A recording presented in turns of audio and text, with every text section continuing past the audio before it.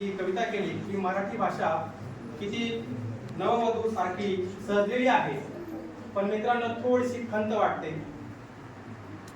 नुसतं सुंदर दिसणं त्याला महत्व नाही, तर त्या सुंदरतेमध्ये अंतर्मन सुद्धा आपलं बाह्यरूप तर आपलं मराठी सुंदर आहे, परंतु त्या मराठीचं अंतर्मन सुद्धा सुंदर असणं गरजेचं आहे. मग ते कसं?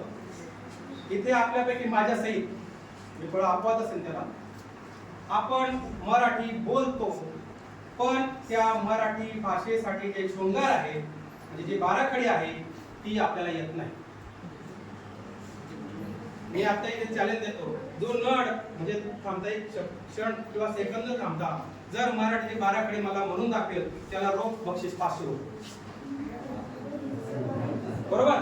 मात्र जी इंग्रजी भाषा आहे ती आपल्याला बोलता येत नाही, मात्र त्याची एबीसीडी आपल्याला तोंडपाठ आहे, आपण लगेच बोलू शकतो. मी तिथे जाहीर बक्षीस करत नाही, कारण एबीसीडी ए टू झेड लगेच तुम्ही बोलणार. परंतु मराठी जी शोभते ती काना मात्रा वेलांटी जे तिचे शृंगार आहे ते आपल्याला सांगता येत नाही, फक्त आपण बोलतो. म्हणून बाह्य सुंदरता नको, तर अंतर्गत सुंदरता सुद्धा त्या भाषेची असणं गरजेचं आहे. मित्रांनो, मराठी भाषेला अभिजात भाषेचा दर्जा